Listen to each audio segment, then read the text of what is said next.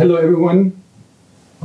Today we're going to talk about my favorite topic, money. But not how to get it, but how it is connected to the theme of sustainability. Usually, when we are talking about the SDGs, it's about finding more money. More money will do the trick. Now we can understand, hopefully, that it is not only more money we need, but also a different kind of money. The two major challenges the world faces today, which is the destruction of our environment, climate change, and sustainability, as well as inequality, income inequality, are both connected to money, to the design of our money. And if we don't change the design of our money, in my opinion, all other measures will only be symptom curing. And it's not only climate change or unsustainability and inequality, also inflation and unemployment, the two big topics of political economy, are connected with money, with the design of our money. To understand this, we have to look on the functions of money. In any textbook, we find three functions of money. First, it is a means to facilitate the exchange of goods. Second, money is a means of saving values. And third, it's a unit of calculation. The third function is obvious. Since it is a unit of calculation, this is the reason why it makes it easier to exchange goods. We put value on the goods, so we know how many of those things we need to exchange, for example, for a computer. This function makes that this function works. But here are two functions which are contradicting themselves, or which are contradictory. Which are those two functions?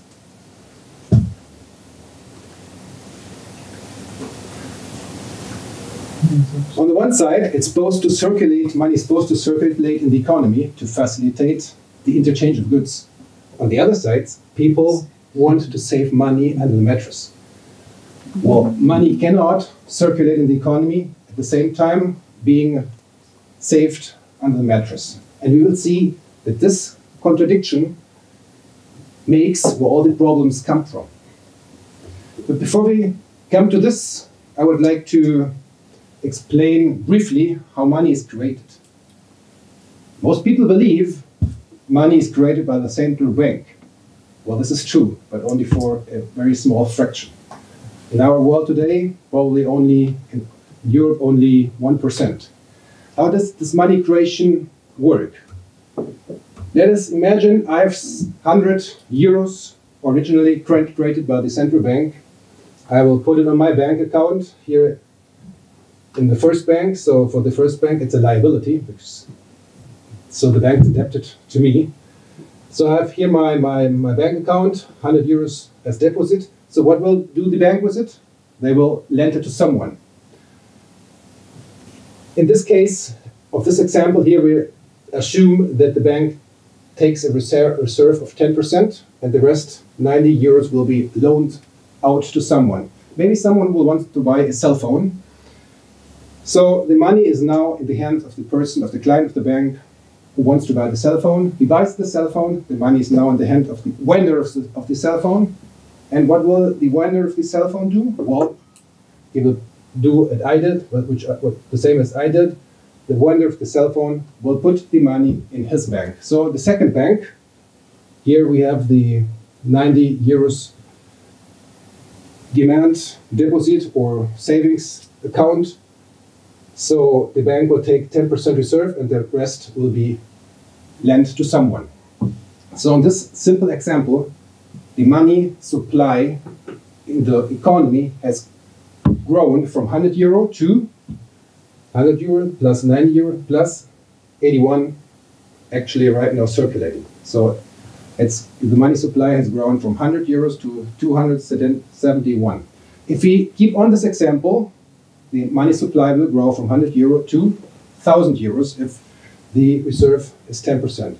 If the reserve is only 1%, as is actually the case right now in Europe, so 100 euro can grow in the banking system to 10,000 euros. This is what we call the money multiplier. This is nothing new. Everyone knows this. Actually, I've taken this from a very well-known textbook from Mankiw and Taylor. But you can find these accounts in any textbook. This is very well known. What is not so well known are the implications that have to do with this form of money creation. Actually, we can see that money is the counterpart of debt. On the one side, there's a deposit. On the other side, there's a credit. Also, from a different vision to see this is, for me, my bank account is an asset. For the bank, it's a liability. Money is the counterpart of debt. This is not a problem, actually, in itself, but it's necessary to understand. And actually, the dollar bill is very eloquent here. On every dollar bill, you find this nice sentence. This note is legal tender for all debts, public and private. It's not for buying cars or meat or food, it's to pay debt. Money is the counterpart of debt.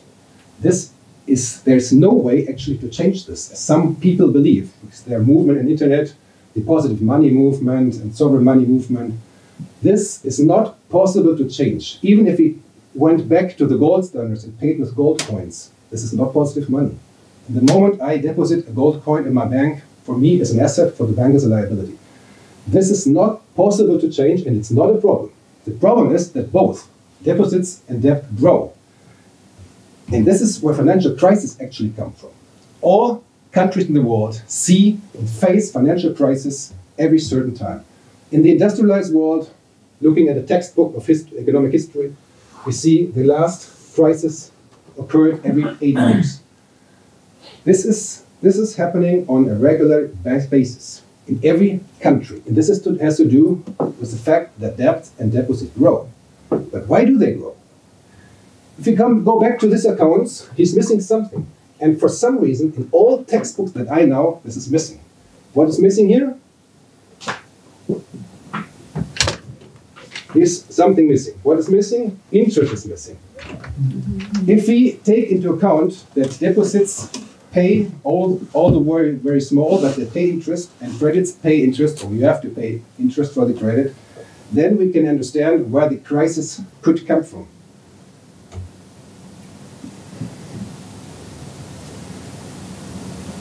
How does a bank account develop by interest?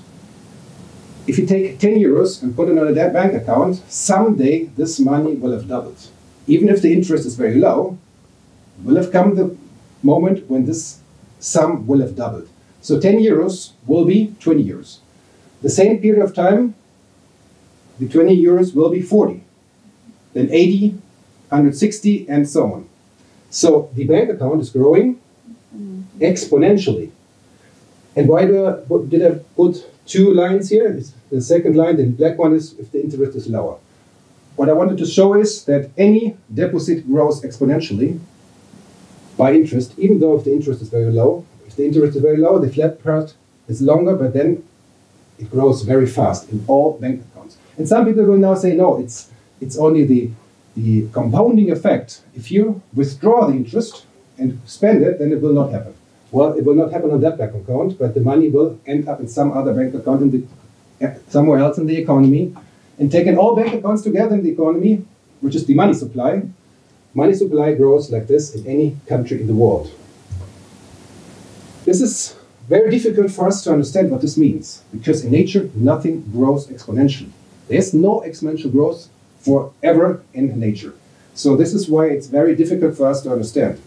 An easy example to understand what the exponential growth means, to make this understand better, I use this example. Imagine Jesus would have inherited just 1 cent from his father Joseph. And if Jesus would have put this cent, not a euro, cent, on a bank account with 5% annual interest rate, what would be the sum on this bank account after 2,000 years? After 2,000 years, 1 cent with 5% annual interest rate. Do you have an idea? A lot. A lot. This is a very good answer, because it's very difficult to put in ciphers. These are 400,000, not euros, but planets Earth of pure gold. Our planet would be pure fine gold, 400 billions planets Earth of fine gold. So this example makes it understandable that there must come in any economy a point where the production cannot grow sufficiently to keep up with the growth of interest and money supply and debt. What do we see here is the money supply of the United States. What can we see? We can clearly see an exponential growth. And since there is no interest paying without debt, or money is the counterpart of debt, the total debt, federal debt of the United States looks the very same way. It must be the same because there is no interest paying without debt. If deposits grow by interest, total debt has to grow at the same rhythm. And you can take any country in the world, if the period is long enough, the period of observation, you will find this exponential growth. To say it in words of Nobel Prize winner Frederick Soddy, who won the Nobel Prize in Chemistry in 1921, but then he wrote 3 books on money. Money is the credit-debt relation from which none can effectually escape. And now we can also understand where inflation comes from. The big topic everywhere today, again, inflation. Well, of course, if money supply grows at this rhythm, can GDP grow at the same rhythm? Probably not, right? So comes a moment where the money supply grows faster than the production, and this is what the famous equation from Irving Fisher, one of the inflation theories, which says principally that if there's more money in relation to the GDP growth, then the price level will grow. What this equation does not say is where the steadily growing money supply comes from. Well, we just understood it. It is because it's growing by interest. This is happening in every country in the world. We can now understand also where speculation comes from. A very interesting point, because there are so many theories about speculation, which is kind of a psychological thing, like a herd of people seeks a leader or something like that. And in reality, it's very easy to understand where speculation comes from. All this money, the growing money supply, well, where do we spend it? Well, we buy houses, stocks, bitcoins, gold. And in those markets, then we see an inflation which is not measured as inflation, because the inflation index only is measured with consumer goods. But we see it in these markets. Speculation, bubbles, price bubbles are nothing else than an inflation in those markets. And this has to do with an ever-growing money supply. Ever-growing money supply must make price bubbles ever bigger.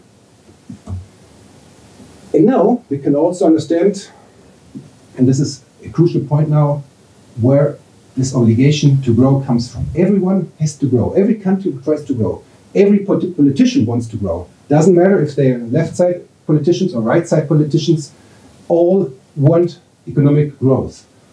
We need to grow. We are all listening. We need to grow and grow and grow. Why do we need to grow? Why do we need to grow? And why do we produce unemployment if we don't grow? Well, the reason is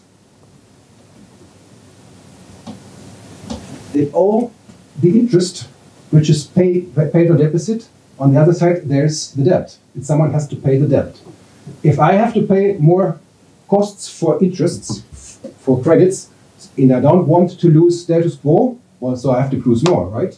And even if I'm happy, if I'm a business with no loans, I finance my business on my own, I don't need credits, I still have to grow because of inflation. Because my people I employed want a readjustment for inflation. And we've just seen inflation has to do with the ever-growing money supply. And even if I'm lucky that my employees do not want a readjustment for inflation, I still have to grow. There's the third reason, which is the most important reason. Any business has to grow anyway, even if they're not adapted and even if their inflation would be no problem. The reason is, interest is the opportunity cost of any productive investment. If my business does not yield a return at least as high as what the bank would pay me, well, Doesn't make sense, right?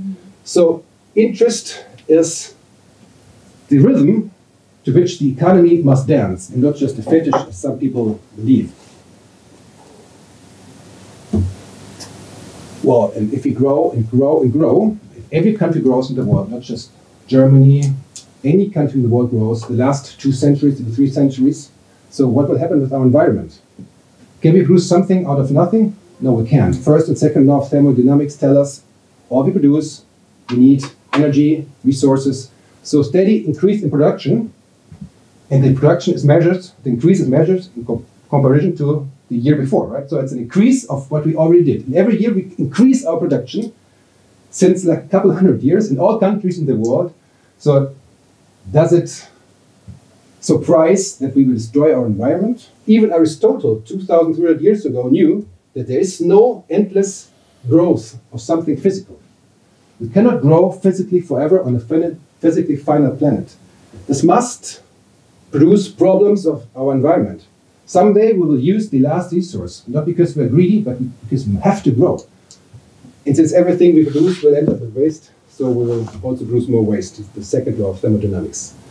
Any environmental protection policies, in my opinion, which do not take into account the system, for me, are a farce. We can also understand why we have these risk technologies. We are lucky in Europe, the genetic engineering is still prohibited, mainly. In other countries in the world, like South America, the businesses like Monsanto do what they want. They test all their things in Argentina, Chile.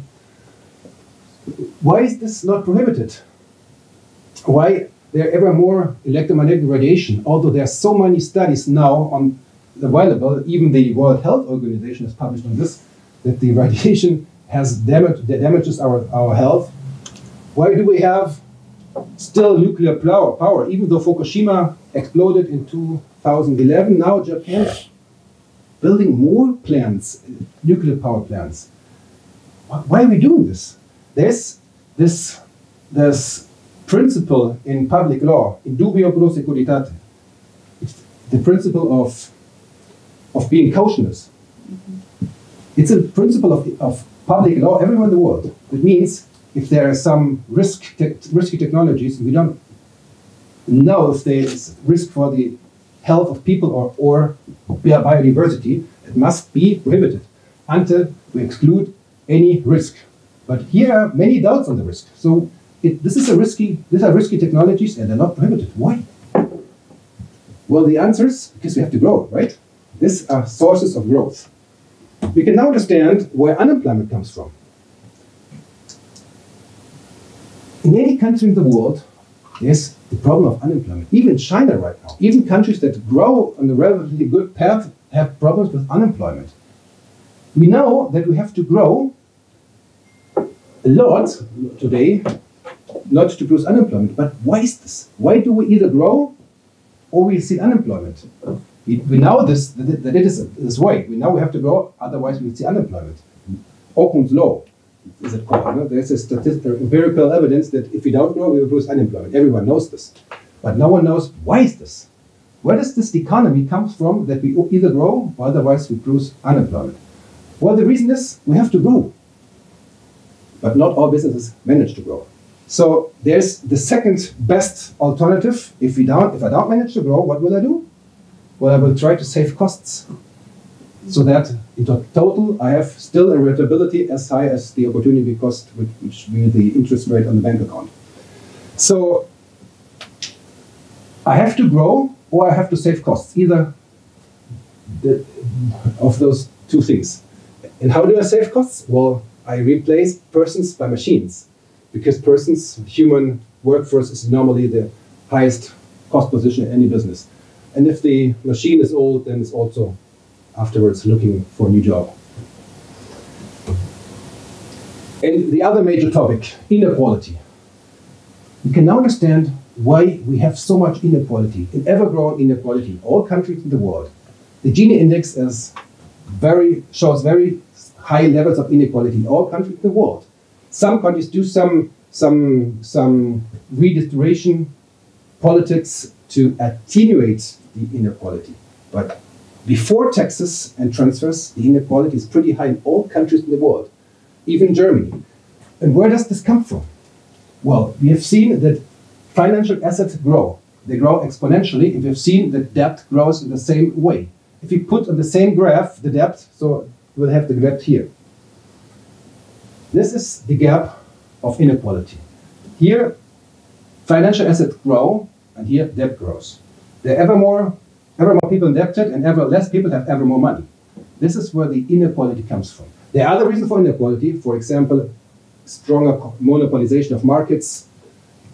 But in my opinion, the biggest or the most important reason for the inequality is the system. And unfortunately, this is not recognized. It is not recognized because we believe money is capital. We believe money is the same as a machine, is an asset, as a productive factor. We use money and capital as synonym, but money is not capital. You could buy capital with money, but it is not capital. Money does not work, nor does it have offspring, as already Aristotle little sarcastically said.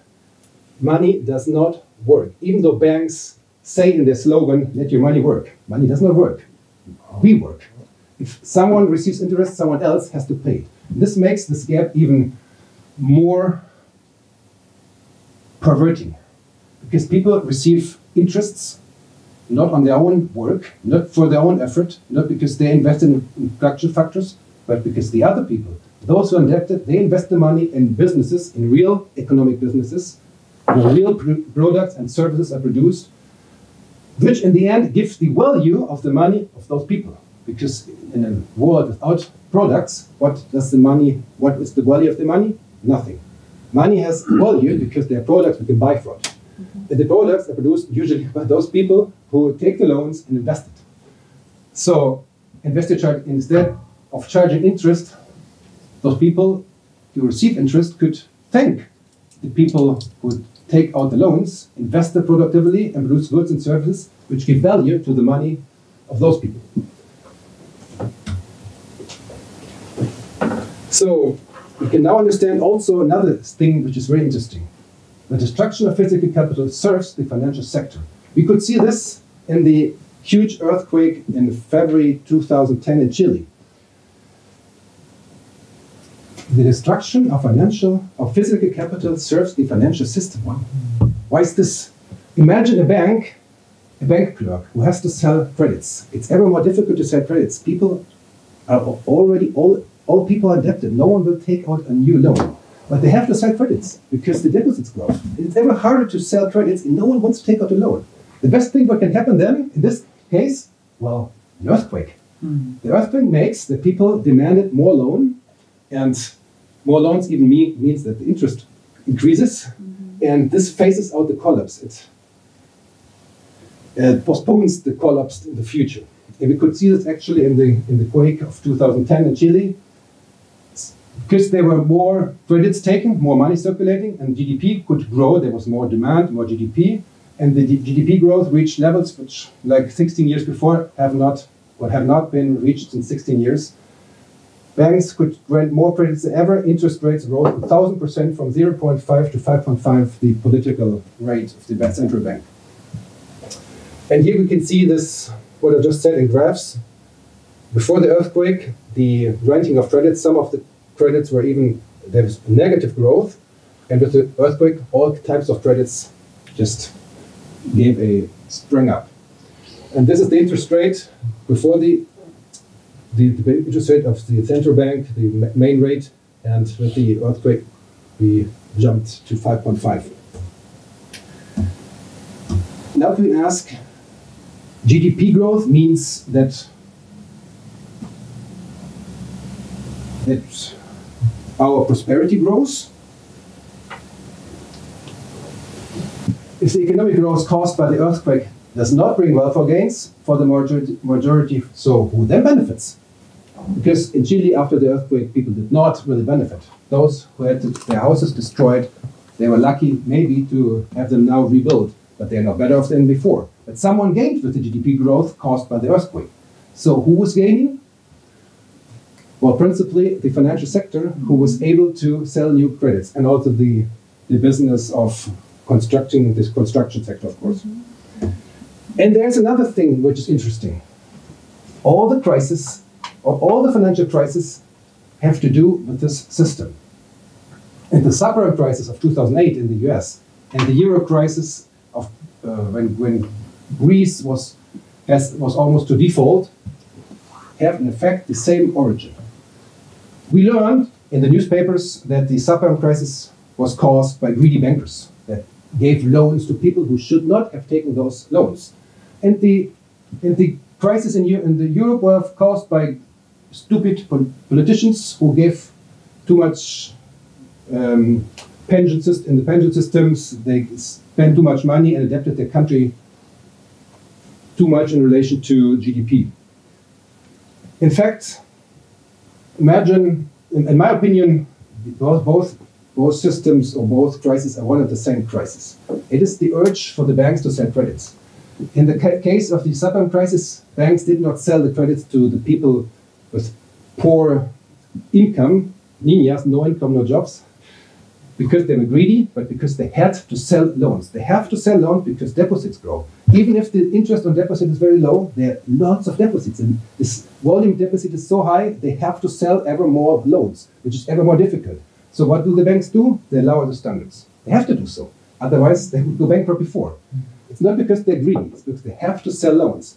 And the same they did in Europe. They sold loans to countries like Greece, even though they knew they were not able to sell it back, or they would have problems. This is not because they're greedy, but because they have to sell loans. To come back to Frederick Soddy, I just mentioned him. Money is a credit declaration from which none can effectually escape.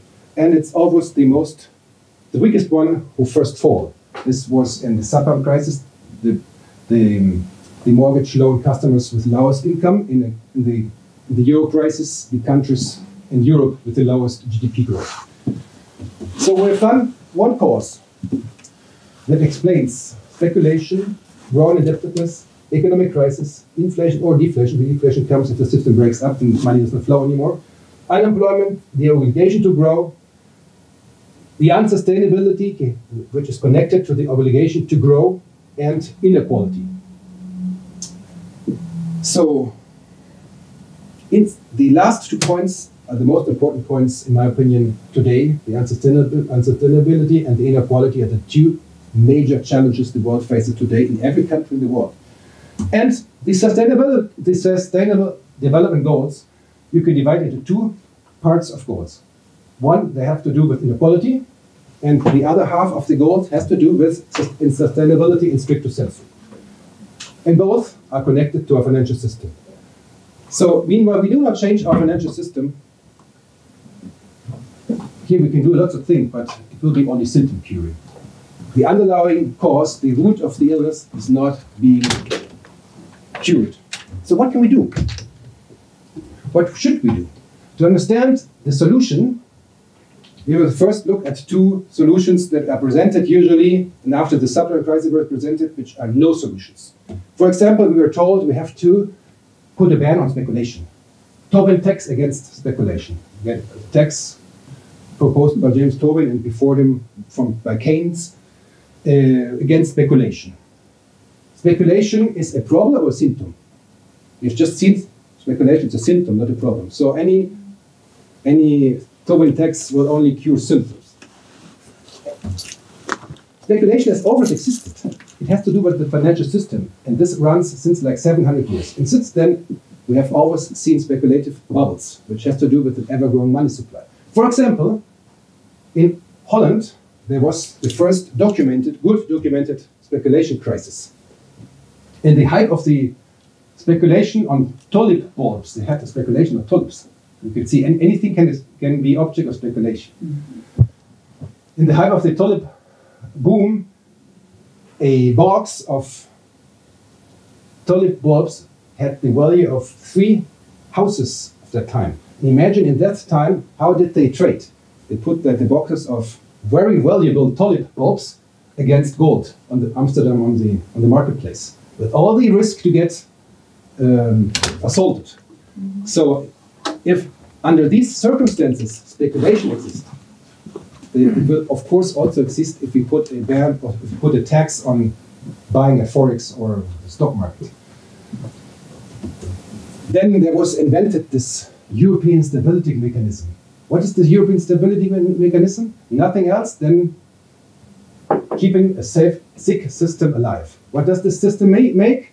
That private banks can keep on giving credits to Greece and other countries, now backed by the European stability mechanism, which means that all countries put together money and can rescue a country.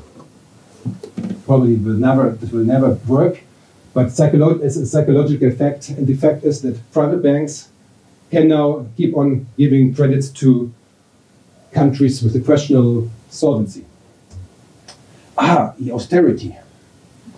So when there was the 2008 crisis, there was the Angela Merkel and Obama and other politicians going around the countries and saying we have to have more austerity. We have to save money to pay all the debts. Does this work? If we understand that money is the counterpart of debt, we understand that this will not work. It's not possible, actually, that everyone pays back their debt. There are always people who will not be able to pay their debt because interest has made money supply growth. And if the central bank has not produced more money units, so where does this money come from? It must be always give someone who will not be able to pay the debt. And new credits will have to be taken to be paid the old ones. This is like an avalanche system, which once started will never stop. Will never stop.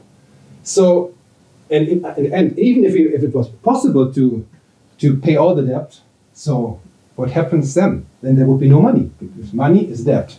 This is depends on the perspective. And now we can understand why the most wealthiest countries in the world are the most indebted ones in absolute figures.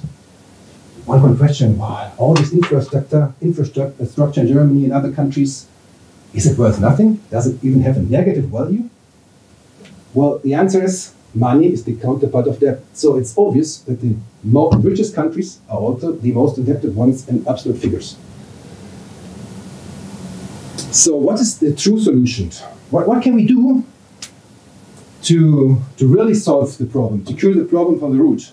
And here I would like to present a solution that 100 years ago Silvio Gesell presented. Silvio Gesell immigrated from Germany to Argentina and wrote his book, The Natural Economic Order in Buenos Aires. Having lived through two financial crises in relatively short time, this is something in Argentina which happens since always.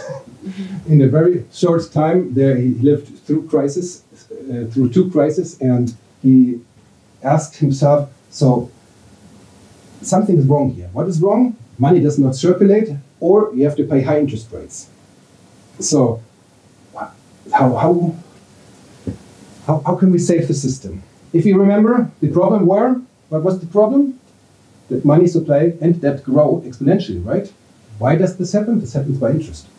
Well, where does interest rate come from? We remember, if we said we have two functions of money that contradict themselves. Money is supposed to circulate in the economy, right? Money is the blood of the economy. What happens if our blood circulation gets stuck? Well, the body dies, right? Or we get sick. Mm-hmm. Money is the blood circulation of the economy. If the circulation gets stuck, so the economy gets ill. Money is supposed to circulate to facilitate the interchange of goods. But money has a design flaw. It's easily storable. So people like to hold it under the pillow or under the mattress. Keynes said we have this kind of psychological penchant, what he calls the preference for liquidity. But this preference for liquidity, where does this come from? It comes from the fact that money is hoardable.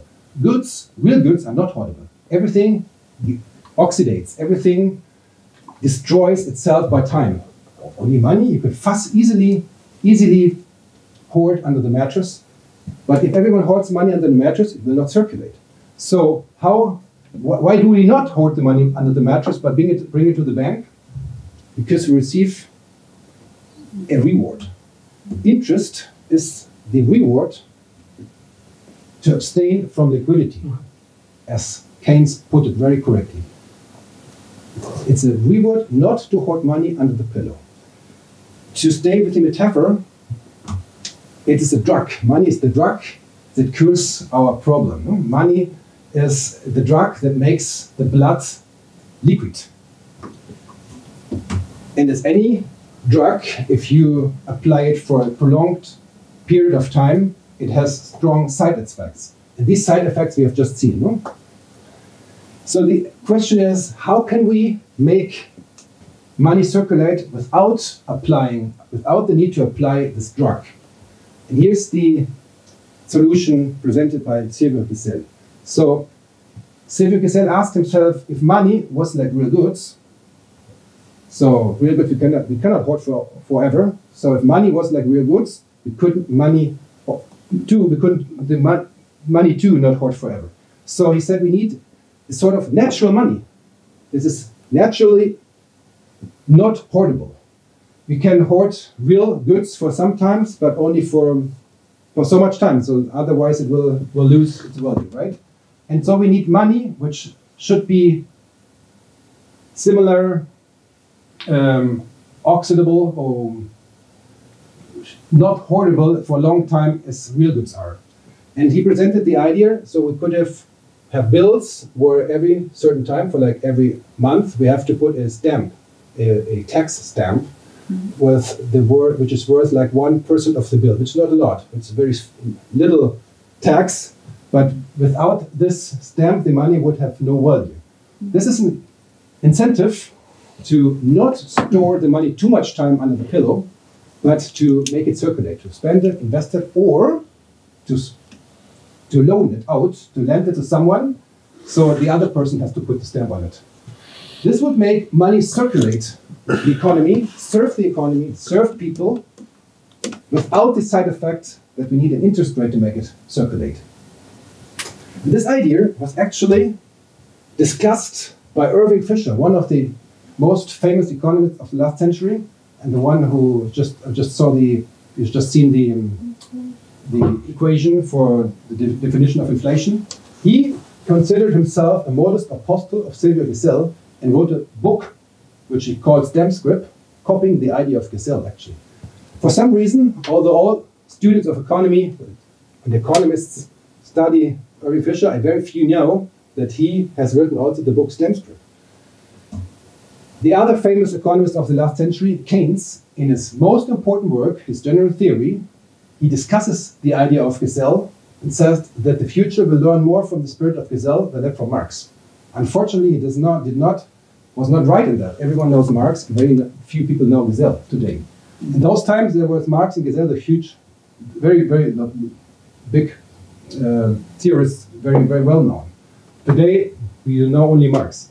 And at Bretton Woods, at the conference where the International Monetary Fund and the World Bank were founded, Keynes proposed an international currency of that type, what he called Bancor. And again here, unfortunately, he did not succeed and convince the other countries to use this kind of international currency for international relations. Of course, today we can have easier forms to pay. We don't need to put stamps on bills. We could have, for example, electronic bills or some prepaid cash cards that have some algorithm that they put like a hoarding fee, depending on how much time and how much money you have hoarded the money on the card. Also, a solution would be negative central bank interest rates, but not those we had until March this year, but some who apply to somehow to cash too. And even the International Monetary Funds had some working papers discussing this idea, how to break through the zero lower bound, how to put negative rates on cash. And they even referred to expressly to Silvio Gesell, which is very interesting. And this is not just an idea, a crazy idea that never has been put in practice, but it worked. For example, in Wörgl. Wörgl is a small town in Austria and was very strongly hit by the Great Depression. And the mayor of Wörgl read some publication of Silvio Gesell and he said, yeah, let's try it. And it worked. Rapidly, the money started circulating again, people could pay taxes, everything started to renew. And people, the town came out of this Great Depression. Actually, the bill we just saw is a bill from Röhrl, which actually worked 2 years there.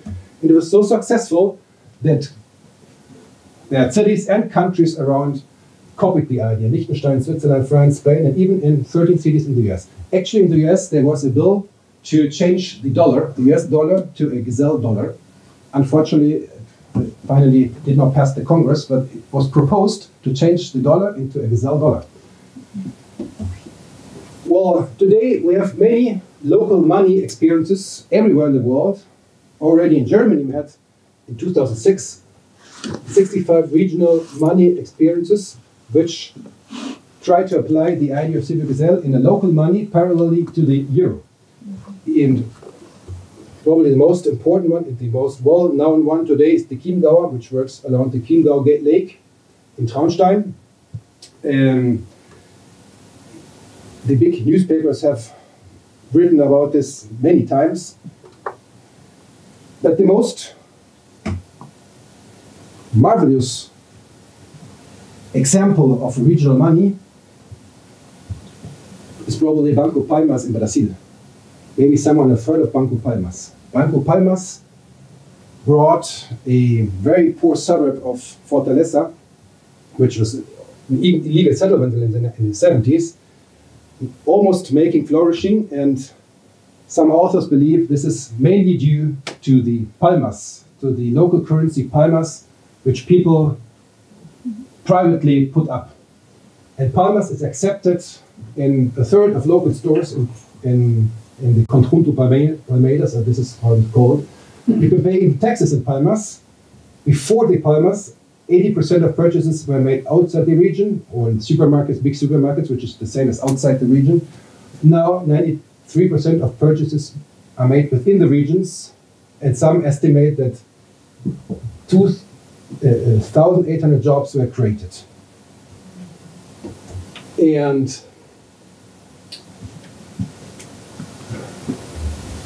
this is the trick. The palmas only has value in the suburb. There's a fee if you want to swap it into the national Brazilian currency of 1%. This gives an incentives not to do so, but to look for local stores which accept the palmas. Of course, if you need to buy something in a big supermarket, you change it. So 1% is not too much, but it's an incentive not to do so. And the interests. The credits are interest-free. The Palmas has received recognition, international recognition from the UN. It received the United Nations Millennium Development Goals Award. The central bank in Brazil now supports those community banks.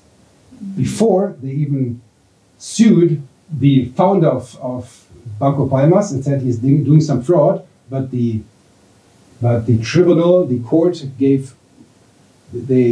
said, well, he's not doing something bad, he's doing something good for the region. And since Banco Palmas gained this legal issue, the central bank now is supporting the idea.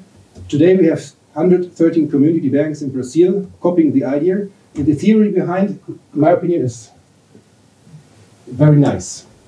There's no region originally poor. Any territory is capable of achieving economic development. It's not that people are less capable in some regions than others. It's not necessarily because they're more or less resources to find in the ground. Many regions are poor because the money is lacking. There is no money. Money leaks out into other regions. Development attracts development. If there are cities already developed, so people go there and spend the money there. In the cities, between the big cities, local communities are drowning out. So people want to want to have jobs, want to offer their services, and no one can employ them not because they don't want to employ them, but because the money, the liquid, is missing. So this local currency, based on this idea, can make that the money stays circulating longer in the region, and this giving a boost to the local economy. So imagine we had a confederation of local currency. Then we had, alongside the whole countries, that the local economy is backed up, at least against international competition. There will be no bank runs, no inflation, no price bubble, and no financial crisis, at least with this type of money. No obligation to grow for the economy, at least not pushed by this financial system. There will be less pollution and environmental overstraining. The society can finally start development at a human scale, to use this nice expression coined by RLC laureate Manfred Max Neef, my dear ex-colleague who passed away already 3 years ago. Inequality would get at least smaller, and the economy might finally serve people and not vice versa. We could now have the chance to really move towards a development at human scale. Development at human scale is a concept invented by Manfred Max Neef, the RLC laureate. It refers to an economy where everyone best can satisfy fundamental human needs. Development is defined by a possibility to satisfy fundamental human needs. Today, in the current system, most of eventual economic growth goes into increasing more inequality. It's paying interest or monopoly rates, which increases inequality. In relatively small part, as if any, goes into development. Development defined in terms of improving fundamental human needs. If you change the monetary system as Giselle proposed, then we can come to an economy where we are not obliged to grow, but we are not hindered to grow if we want to grow. If we need to grow, because in some regions we still need to satisfy or better satisfy fundamental human needs, we can grow. But then any eventual growth would be because we need to grow to improve fundamental human needs.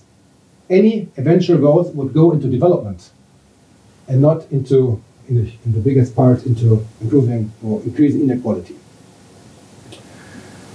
Well, so in my opinion,